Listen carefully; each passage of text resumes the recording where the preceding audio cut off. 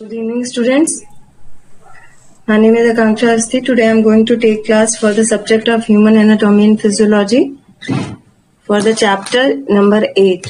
ठीक है? I am going to represent my slide. If it is visible to you, please text me yes.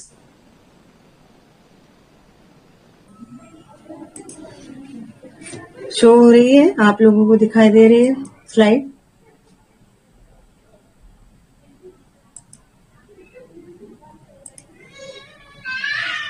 बच्चों दिखाई दे रही है जी? Okay, thank you.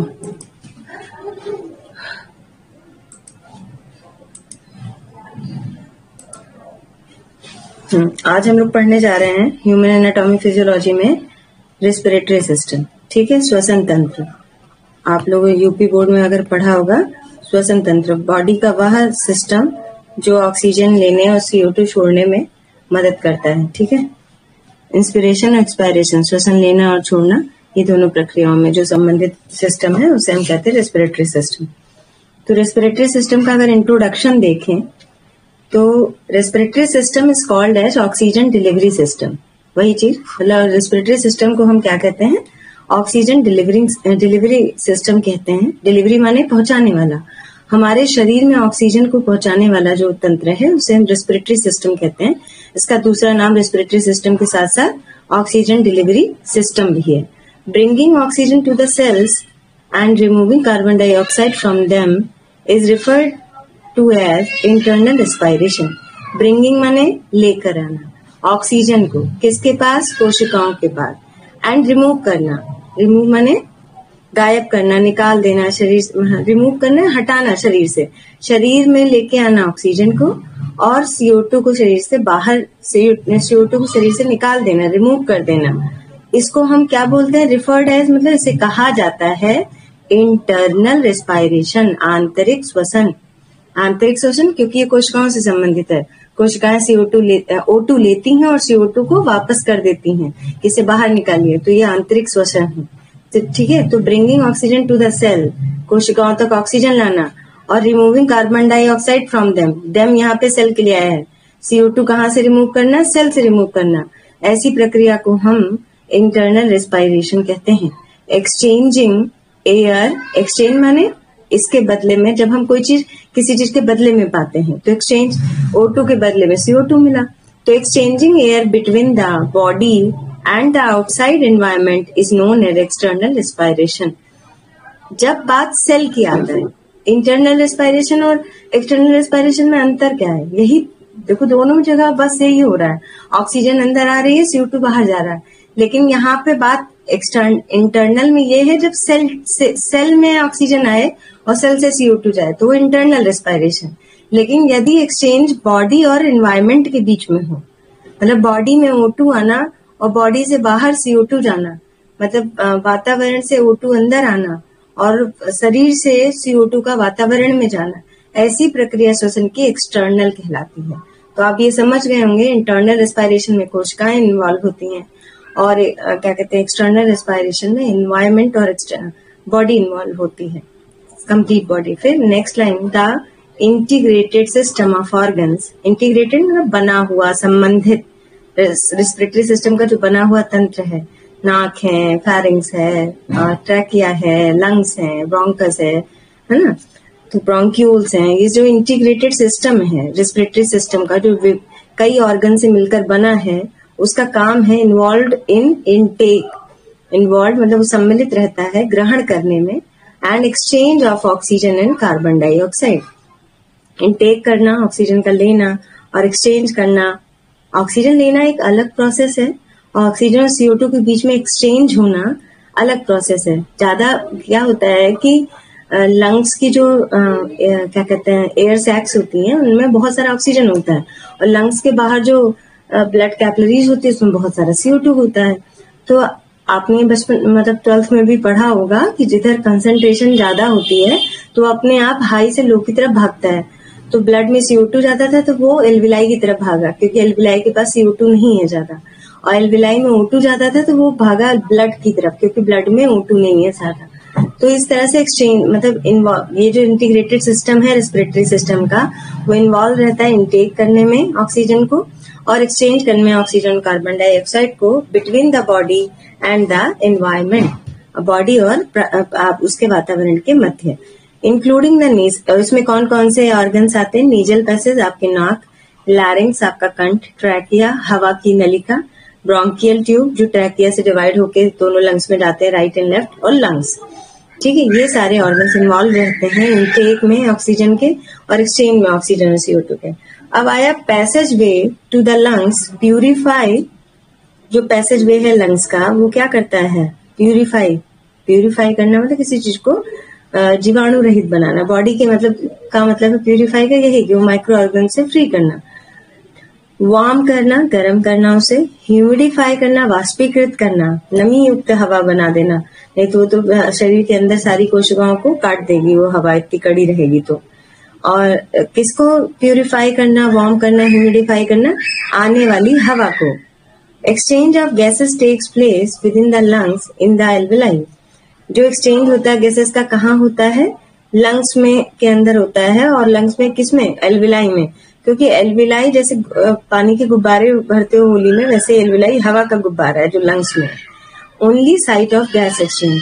एल्वेलाई सिर्फ एक ऐसा स्थान है आपके लंग्स में जहाँ पे गैस एक्सचेंज हो सकती है, अन्यथा किधर भी नहीं होगी। The respiratory system is set of organ. Respiratory system एक सेट है ऑर्गन्स का, कई सारे ऑर्गन मिलकर उसे बनाते हैं। दैट अलाउज ए पर्सन, जो किसी व्यक्ति को ब्रीथ, सांस लेने में और एक्सचेंज करने में ऑक्सीजन और CO2 को थ्रू आउट द बॉडी, पूरी बॉडी में मदद करते हैं। Next slide. अब जैसे यहाँ पे ऑर्गन्स दिखाए गए हैं कि नोज है, आपको यहाँ दिख रही है नोज, नेजल कैविटी है ना, और फेरिंग्स है। फेरिंग्स आपका ये गला वाला पोर्शन, ठीक है, फेरिंग्स है। लैरिंग्स आपका कंठ, जिसे वॉइस बॉक्स कहते हैं।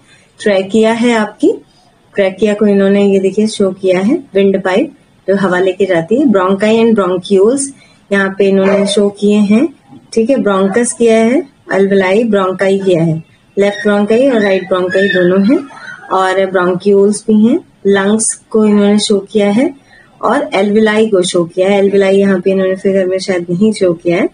तो इतने आपके ऑर्गन्स हैं, ठीक है। ये एक स्ट्रक्चर, यदि आप एग्जाम में स्ट्रक्चर बनाते हैं एनाटॉमी में, ह्यूमन एनाटॉमी एंड फिजियोलॉजी में, तो अच्छे मार्क्स मिलते हैं, क्योंकि वो स्ट्रक्चर का ही सब्जेक्ट है। और थ्योरी, क्योंकि हम अगर इंग्लिश कच्ची है तो स्ट्रक्चर बना के ज्यादा फायदा मिलेगा। अब आया नोज। नोज क्या होती है? आप सभी को पता है, नाक। Nose is the part of respiratory tract superior to the hard palate. Hard palate समझते हो? जब मुंह में जीभ ऊपर को लगाओ तो जो सख्त दीवार सी लगती है मुंह में ऊपर की तरफ, वो हार्ड पैलेट होती है। तो nose is a part of respiratory tract. Nose एक श्वसन तंत्र का हिस्सा है और ये कहाँ पाई जाती है? ऊपर। किसके ऊपर? हार्ड पैलेट के। मुंह में जो हार्ड पैलेट वाला हिस्सा होता है, जब जीभ लगा ऊपर कड़ा कड़ा दिखता है, उसके ऊपर ही नोज उपस्थित होती है। Superior to hard palate nose is present and contains what? Contains the peripheral organs of smells.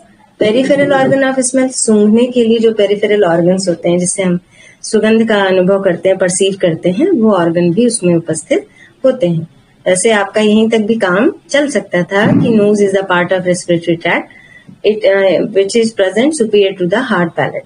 It includes, क्या इंक्लूड करती है नोज? एक्सटर्नल नोज रखती है, बाहरी नोज, नेजल कैविटी, जो छेद होते हैं वो एक्सटर्नल है, ठीक है, नॉस्ट्रल्स। फिर nasal cavity which is divided into right and left cavity by nasal septum. हमारे दायां और बायां दो छेद होते हैं ना, तो नेजल सेप्टम उन्हें दो भागों में बांट देता है।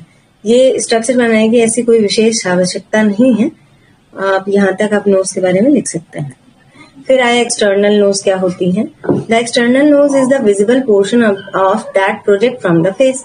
जो आपको शीशे में दिखती है अपनी नाक, वो विजिबल दिखने वाला पोर्शन नाक का होता है।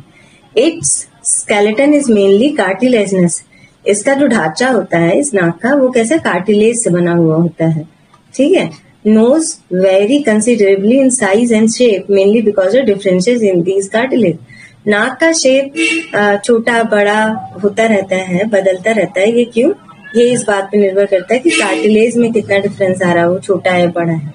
The dorsum of the nose, dorsum माने पीछे का हिस्सा, extend from the root of the nose to the apex tip of the nose. ठीक है, जो नोज का हिस्सा शुरू होता है रूट ऑफ नोज से, नोज कहाँ लगी है, दोनों आंखों के बीच में। ठीक है, और apex tip of the knows जहाँ आपको दिखती है, जैसे मोस्टली लोग नाक में वो पहनते हैं ना, नाक में कील वगैरह लड़कियां लोग, तो वहां तक ये उपस्थित होती है। द इंफीरियर, वैसे इतना इसमें लिखने की जरूरत नहीं है। ठीक है, आप यहाँ तक लिख सकते हैं कि कार्टिलेज की बनी हुई है, इसके साइज अलग अलग होते हैं, तो this is more than enough. The inferior surface of nose is pierced by two piriform opening that nares. हाँ, ये एक चीज है कि द इंफीरियर, जो नीचे का सरफेस होता है नाक का, वो पायर्स माने जब कोई चीज भिदी हुई हो, छिदी हुई हो, उसमें दो छेद हैं, दो पायरिफॉर्म हैं, ओपनिंग्स हैं, जिन्हें हम नेयर्स कहते हैं, जो नकुने या छेद जिनसे हवा जाती है। तो ये एक लाइन इंपॉर्टेंट, जैसे यहाँ से यहाँ तक और यहाँ से यहाँ तक आप लिख सकते हैं। बीच की लाइन का ऐसा कोई बहुत विशेष है नहीं।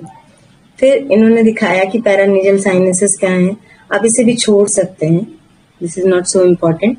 यहाँ साइनस, लोगों को साइनस की प्रॉब्लम होती है ना। साइनस क्या होता है, हमारे फेस में जो इरेगुलर बोन होती है उनकी वजह से बहुत सारी कैविटी रहती है, और जो कैविटी खाली जगह रहती है उसमें एयर का इन्फेक्शन बहुत होता है, माइक्रो ऑर्गेनिज्म ग्रोथ करते, तभी नजला जुकाम ये सब होता है। तो इसलिए, लेकिन अभी यहाँ इतना जरूरी नहीं है साइनसेस के बारे में पढ़ना। ठीक है, तो ऐसा कोई टेंशन मत लीजिए, इसको नहीं भी पढ़ेंगे तो चलेगा। नेक्स्ट आया फंक्शन ऑफ नोज क्या है। देखो नाक क्या क्या करती है, reception and elimination of secretion. सबसे पहले इन्होंने शुरू किया, कहाँ से किया, यहाँ से शायद, कि रेस्पायरेशन ब्रीदिंग, सांस लेती है, फिर जो सांस हवा ली उस हवा को गर्म करती है, क्योंकि नाक में बहुत सारी ब्लड कैपिलरी होती है, खून गर्म होता है, इसलिए वो अपने अंदर आने वाली हवा को भी गर्म कर देता है। और साथ ही साथ जब कोई चीज गर्म होती है तो उसमें भाप बनती है, भाप बनती है तो नमी होती है, तो ह्यूमिडिफाई भी कर देता है उस एयर को, और फिल्टर भी कर देता है, क्योंकि नाक में बाल होते हैं। फिर रिसेप्शन एलिमिनेशन ऑफ सिक्रीशन।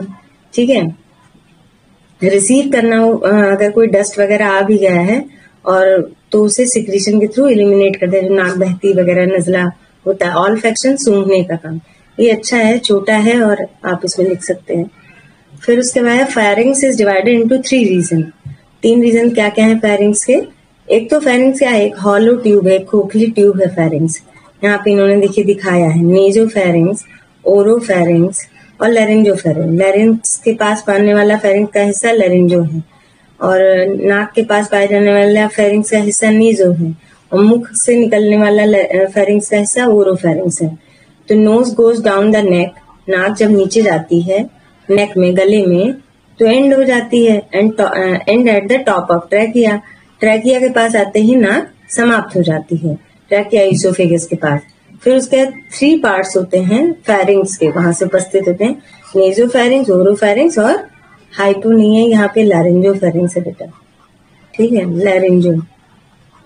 लैरिंजोफेरिंग्स। देखिए यहाँ लिखा है ना, ये स्पेलिंग मिस्टेक हो गई है। फिर नेक्स्ट लंग्स क्या होते हैं। There are 2 lungs, 1 lying on each side। 2 lungs होते हैं जो दोनों तरफ उपस्थित होते हैं, राइट लेफ्ट।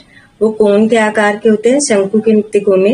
इनका वेट 600 से 700 ग्राम होता है, इनकी लंबाई 20 से 24 सेंटीमीटर होती है। लंग का कलर पिंक होता है, इसमें लोब्स होते हैं, जैसे घर में अलग अलग कमरे होते हैं वैसे लंग्स में लोब होते हैं, 3 lobes in right lung. Right lung में 3 कमरे और 2 lobes in the left lung, और लेफ्ट लंग में 2 कमरे। क्यों लेफ्ट लंग में 2 कमरे, क्योंकि लेफ्ट लंग तो हार्ट को भी रखता है अपने पास, इसलिए उसके पास 2 कमरे हैं। Lobes are separated by fissure. अब ये लोब्स जो अलग अलग कमरे में, जैसे अलग अलग कमरे बनेंगे तो दीवारें उठेंगी तब तो बनेंगे, तो लोब्स कैसे बने, फिशर्स, खांचों की मदद से अलग अलग लोब, अलग अलग हिस्से हुए लंग्स के। The area between the lungs is the mediastinum. अब दोनों लंग्स के बीच में बीचों बीच में एक एरिया होता है, उसे मीडियास्टेनम कहते हैं। The pulmonary artery supplying the lungs and 2 pulmonary vein drain it. ये लाइन आप इसे छोड़ दीजिएगा, कोई जरूरी नहीं है। ठीक है, फिर उसके बाद प्लूरा आया। लंग्स में प्लूरा उपस्थित होता है। The pleura consist of a close sac of serous membrane. Pleura क्या है, एक झिल्ली है। क्या है ये, झिल्ली है, झिल्ली लिखना भूल गई मैं। ठीक है, प्लूरा एक झिल्ली है जो लंग्स के चारों तरफ उपस्थित रहती है। ठीक है, one of each lung which contains a small amount of serous fluid.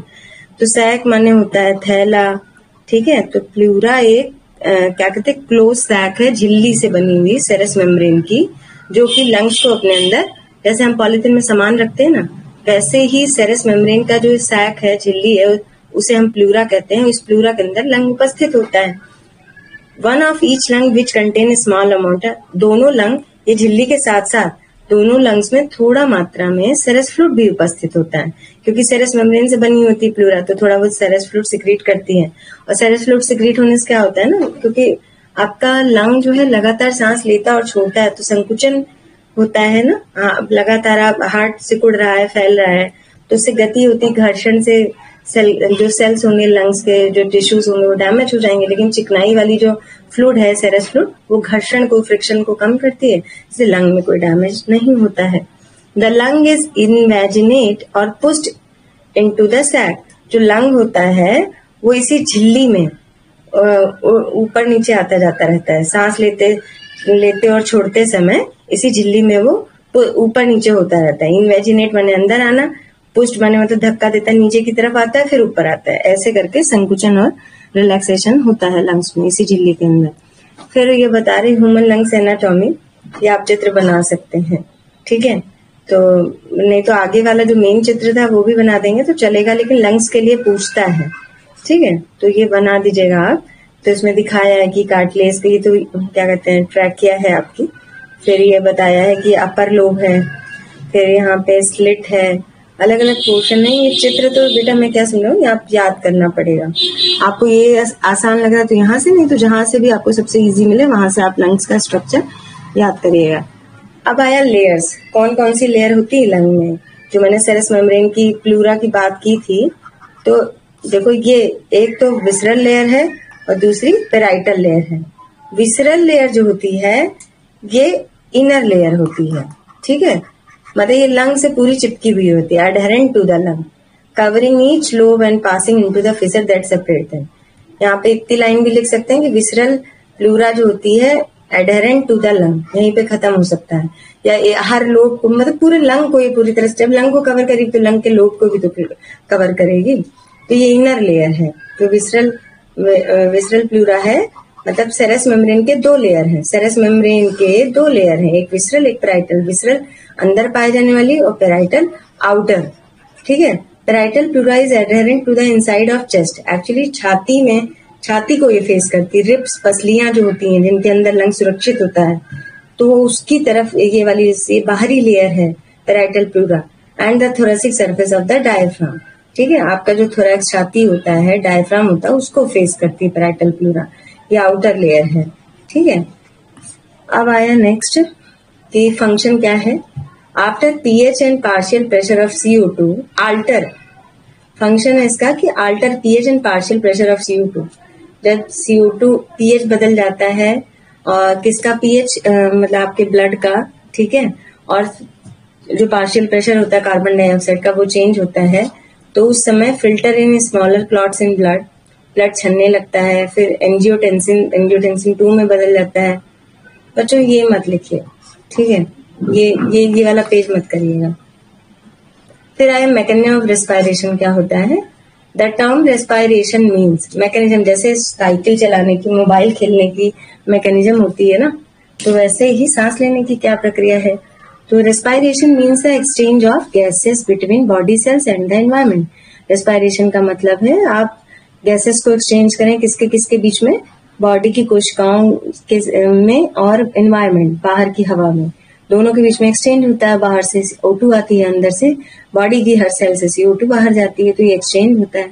Breathing और पल्मोनरी वेंटिलेशन, जब हम सांस लेते हैं या आपके लंग्स पूरे हवा से भर जाते हैं, पल्मोनरी माने लंग्स, तो ये ब्रीदिंग की प्रक्रिया होती है जिसमें लंग पूरे हवा से भर जाते हैं। This is the movement of air into and out of the lung.